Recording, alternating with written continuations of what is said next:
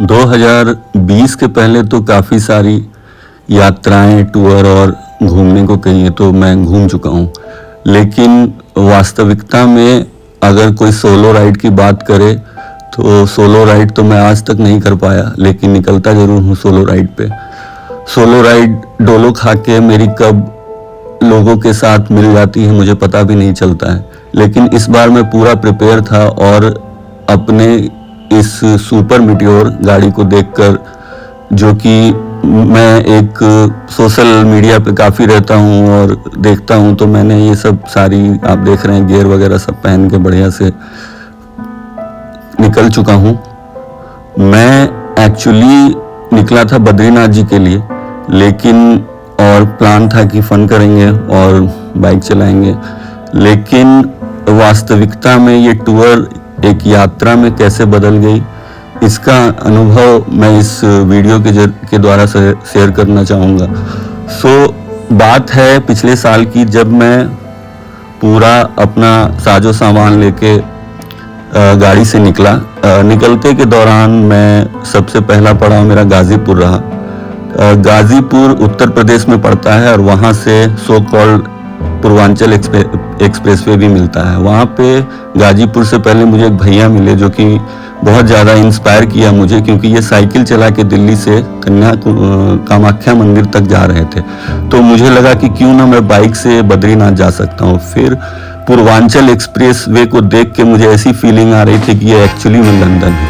UP तो UP है भाई। यहाँ पे मैंने काफ़ी सारी सेल्फी ली सोशल मीडिया के लिए, और मुझे पहली बार पता चला कि यहाँ पे बाइक का भी लगता है रसीद। तो ये तो अनोखा बात था। 345 रुपये का रसीद लगा, और ज़्यादा फ़ोटो तो नहीं, लेकिन हाँ पहले लखनऊ पहुँचने से पहले, जो कि मेरा पहला स्टॉपेज था, काफ़ी फ़ोटो लिया। वहाँ पे पहुँच के मैंने किरानी चाय अड्डा पे चाय पिया। फिर लखनऊ की खूबसूरती देखने लायक थी। बत्तियों से पूरा शहर जगमगा रहा था और लखनऊ की नज़ाकत इसमें दिख रही थी। लखनऊ की बात ही अलग है। लखनऊ एक ऐसा शहर है जिसे नवाबों का शहर कहा जाता है, और इसकी नवाबियत यहाँ झलकती है। यहाँ पे एक मेरा बहुत अच्छा मित्र है, और इस मित्र से मैं मिला एक काफ़ी अच्छे कॉफ़ी शॉप में। फिर यहाँ पे हमने काफ़ी आर्टिस्टिक फ़ोटोज़ देखी, एस्थेटिक्स वाली, तो हमने फ़ोटो खिंचाई। उसके बाद फिर मैं सुबह निकल पड़ा। सुबह यात्रा मैंने ये लाइट की रंगारंग कार्यक्रम देखा, जिससे मेरा मन गदगद हो गया।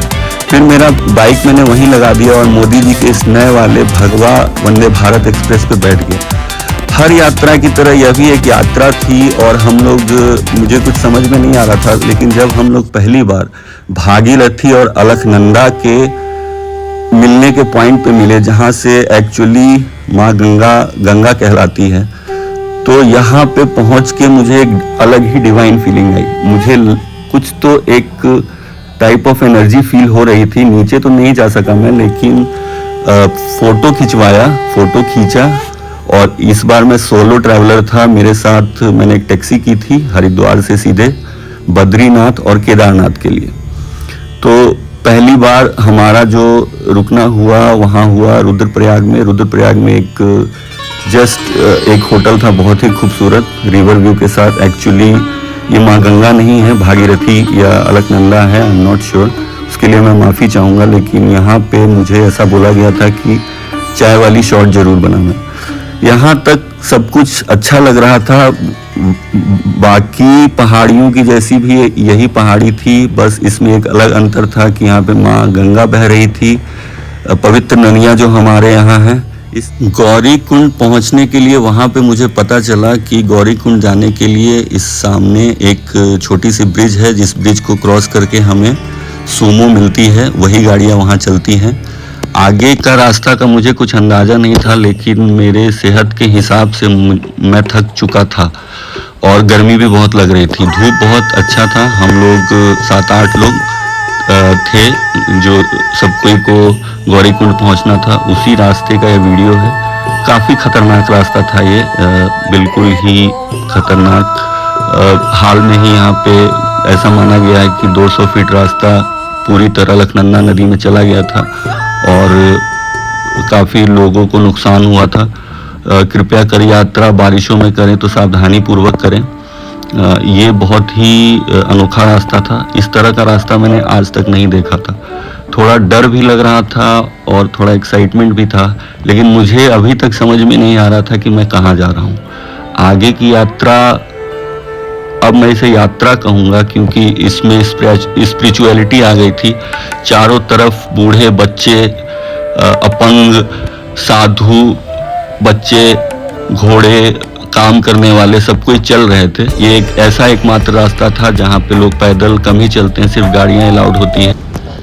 यहाँ पे मैं अपनी शक्तियों को समझ चुका था कि मेरे अंदर कितनी शक्ति है और इस खड़ी चढ़ाई को मैं कैसे कर सकता हूँ। तो मैंने ये डिसाइड किया कि मैंने बिना दिमाग लगाए एक घोड़ा कर लिया, जिसने कि मुझसे 3,500 रुपये लिए मात्र, जो कि नीचे से लेके मुझे घोड़ा पड़ाव तक पहुँचाया। मुझे काफ़ी डर लग रहा था क्योंकि ये घोड़े पे चढ़ने का पहला एक्सपीरियंस था और आप देख रहे हैं कि कितनी ज़्यादा खाई है। अगर घोड़ा इधर उधर, मैंने घोड़ा पे गिरते भी देखा लोगों को, लेकिन मैंने हिम्मत नहीं हारा और ओम नमः शिवाय करते करते किसी तरह से रामबाड़ा ब्रिज पार किया, घोड़े पे ही। घोड़े पे पार करना, घोड़े पे चलना मेरे लिए अच्छी बात है और मैं चाहता हूँ कि लोग जो भी नहीं चल सकते हैं तो घोड़े पर ही यात्रा करें, क्योंकि इनको पहली बात तो रोजगार मिलता है और ऐसा कुछ नहीं है गलत, अच्छी चीज़ें सब जगह हैं। घोड़े चलते हैं, खाते हैं, लोग बहुत अच्छे हैं। जितने भी लोग मुझे मिले, काफ़ी अच्छे लोग मिले। और जैसे जैसे मैं ऊपर बढ़ रहा था, मेरी स्पिरिचुअलिटी थोड़ी बढ़ रही थी। अलकनंदा नदी को देख के थोड़ा डर भी लग रहा था, लेकिन मुझे लग रहा था कि प्रकृति इतनी खूबसूरत कैसे हो सकती है। इन सब बातों को देखते हुए, आगे बढ़ते हुए मैंने वीडियोस लिए। वीडियोस बहुत ही अच्छे थे। यहाँ पे कोई सोशल मीडिया पे दिखाने की बात नहीं थी, लेकिन क्या करें, यात्रा के लिए तो आपको थोड़े बहुत तो वीडियो लेने ही पड़ेंगे, जो कि जिससे कि कनेक्शन मिलता है। बार बार हम इस नदी के रास्ते ही चल रहे थे और काफ़ी ज़्यादा खड़ी चढ़ाई भी थी, ठंड भी थी और अचानक मौसम बदला थोड़ी ही देर में। तुरंत बादल आ गए और यहाँ कभी भी तुरंत बादल आ जाते हैं, बारिश होने लगती है। लेकिन हर हर महादेव करते हुए और ओम नमः शिवाय का जाप करते हुए मैं अपने यात्रा पे बढ़ते गया। बुगी मेरे घोड़े का नाम था और एक नेपाल का लड़का था जो कि मेरा गाइड बोलिए या जो भी बोलिए, बहुत अच्छा लड़का था वो। और वो मुझे घोड़ा पड़ाव तक छोड़ दिया। घोड़ा पड़ाव से लगभग 500 मीटर की दूरी पे मंदिर है। मुझे समझ में नहीं आ रहा था, लेकिन जैसे ही मैं मंदिर के पास पहुंचा और पहली झलक मुझे मंदिर की मिली, मुझे लगा कि मैं शून्य हो गया हूँ। यह शून्यता और यह उत्सुकता इतनी थी कि मैं दौड़ के मंदिर के अंदर जाने लगा। मुझे लग रहा था कि किस तरह से मैं एक बार देखूं कि अंदर क्या है। गर्भगृह की पवित्रता को बनाए रखने के लिए हम लोग अंदर का वीडियो नहीं ले सकते हैं और ये काफ़ी ज़रूरी है। कोई भी लोग हों तो गर्भगृह के अंदर की तस्वीर ना लें कृपया कर, क्योंकि इससे इसकी पवित्रता भंग होती है। जैसे ही मैं अंदर गया तो मैं गर्भगृह में तो नहीं जा पाया पहली बार में, लेकिन जो मुझे दिखा वो बहुत ही कमाल की ऊर्जा थी, भगवान थे, शक्ति थी, जो भी थी। मैं शून्य था। मैं बिल्कुल रोने लगा बाहर आके और मैं घबरा सा गया। शिव जी में बहुत ही एनर्जी है और शिव को पाने के लिए आपको शिव जैसा बनना पड़ता है। शिव ने हलाहल विष पिया, शिव महान है। और फिर मैंने काफ़ी सारी फ़ोटो खींची। मंदिर के पीछे मुझे भीम शिला दिखी और इस शिला को देख के मुझे उस समय तो समझ में नहीं आ रहा था, लेकिन जब मैंने सुबह सुबह देखा तो मुझे समझ में आया कि फिजिक्स के सारे नियमों का उल्लंघन करता है। वहाँ पे मुझे कुछ अच्छे योगी महात्मा लोग मिले जिनसे मैं आशीर्वाद लेके मंदिर के पीछे तस्वीर लेके तब पश्चात मुझे रात में 1:30 बजे करीब नींद खुला और मैं मंदिर के पास गया। अचानक से मुझे एक पुरुष दिखे और उनसे मैंने अनुग्रह किया, क्योंकि वहाँ पे कुछ VIP लाइन लगा हुआ था कि इस लाइन में लगने का क्या प्रोसेस है। तो उन्होंने कहा कि लगता है कि आपको भगवान ही मेरे पास भेजे हैं। सो मेरे पास एक पर्ची है, आप इस पर्ची से, मुझे समझ में नहीं आ रहा था कि लग रहा था कि मुझे कोई ऊर्जा उस ऊर्जा के पास ले जाना चाह रही है। जब मैं अंदर गया तो मैं बिल्कुल शून्य था। मुझे समझ में नहीं आ रहा था। मुझे लग रहा था कि मेरे पास सब कुछ है। मुझे महाशिव संपूर्ण नहीं मगर मुझे फील हो रहे थे। मैं शिव की एनर्जी को ग्रैस्प नहीं कर सकता हूँ, मुझे पता है। उसके बाद मैं वहाँ रुका, रात में काफ़ी ठंड थी। पूजा वूजा करके फिर मंदिर में फ़ोटो वोटो खींच के मैं चला गया सोने। सो के जब मैं पहली बार उठा तो मुझे यह दृश्य अभूतपूर्व लग रहा था। यहाँ पे बहुत ऊर्जा थी, मौसम बहुत साफ था। जैसे कि शाम में कल मैं जब आया था तो काफ़ी बादल लगे हुए थे, लेकिन यहाँ पे काफ़ी खाली मौसम था। और आप ये देख रहे हैं कि कितना ऊंचा है, और यहाँ से अगर कोई पत्थर गिरेगा तो सारे फिजिक्स के नियमों का उल्लंघन करता है, और वो यह कहता है कि मैं ब्रह्म हूँ, मुझ में शक्ति है, इसलिए मैंने इसको रोक दिया। इसके बाद मैंने यहाँ से नीचे की यात्रा पिट्ठू पे की। सभी लोगों के लिए रोजगार का अवसर है। आप मनुष्य बने और ऐसा ना सोचें कि हम उनके साथ कुछ गलत कर रहे हैं। हाँ, आप अमानवता ना करें किसी के साथ, उसको हेल्प करें, वो आपको ज़रूर सही सलामत नीचे पहुंचाएगा।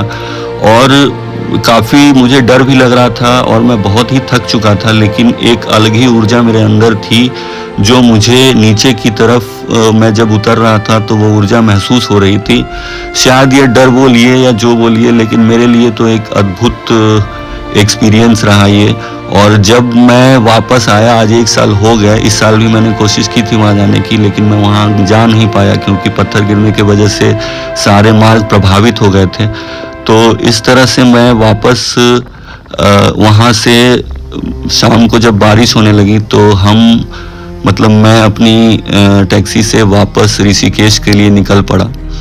वहाँ से ऋषिकेश का सफ़र बहुत ही खूबसूरत था, बहुत ही सुंदर वैली है ऋषिकेश। कहीं कहीं मैंने वीडियोस लेने की कोशिश की है ताकि मैं लोगों को दिखा सकूं रियलिटी में। काफ़ी सुंदर रास्ता था, और आधा टाइम तो मैं सोते ही आया हूँ गाड़ी में, लेकिन अच्छे गाने बज रहे थे, अच्छी बातें हुई। मेरा जो भाई गाड़ी चला रहा था वो काफ़ी अच्छा आदमी था, और he was a very nice fellow. उसने घुमाया अच्छे से और काफ़ी मेरा स्वागत किया। उत्तराखंड के लोग काफ़ी अच्छे होते हैं, और ख़ासकर जो ड्राइवर भैया लोग हैं या जो भी ऐसे लोग हैं जो इस चीज़ में, तो कृपया उनको सपोर्ट करें, उनसे नफ़रत ना करें या उनसे ये ना सोचें कि वो आपका कुछ गलत करेंगे। सो मानवता पे भरोसा रखें। ये नदी बहुत ही खूबसूरत लग रही थी, इसका कलर खिल के आ रहा था, मौसम साफ़ था क्योंकि। और कुछ वीडियोस लेने के बाद हम धीरे धीरे नीचे की ओर ऐसे ही बढ़ते गए। और इस बार मैं 2025 में एक्चुअली ऋषिकेश घूमा हूँ। पहले भी मैं ऋषिकेश आया हूँ, लेकिन ऋषिकेश को मैंने काफ़ी करीब से इस साल देखा है। कोशिश करूँगा कि ऋषिकेश वाला एक वीडियो बना के आप लोगों के साथ शेयर करूँ।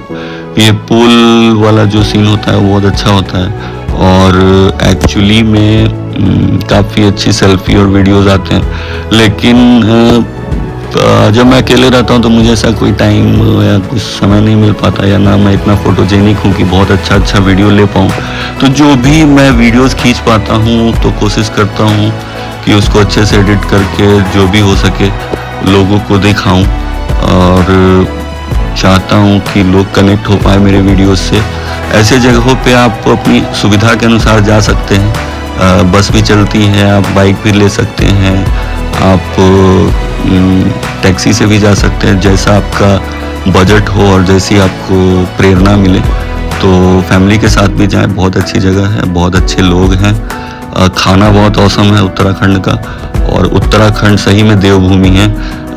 मुझे तो अब उत्तराखंड सही में देवभूमि लगने लगी है। मैं चाह रहा हूँ कि हमेशा उत्तराखंड में ही रहूँ। फिर मैं देहरादून एयरपोर्ट आ गया और वापस मेरी बाइक जो लखनऊ में लगी हुई थी वहाँ से जाने के लिए मैं लखनऊ के लिए फ़्लाइट पकड़ा। शाम में 5 बजे के करीब मैं लखनऊ पहुँचा। फिर वहाँ पे मेरे मित्र से मिलके फिर अगली सुबह मैं पटना के लिए पहुँच गया।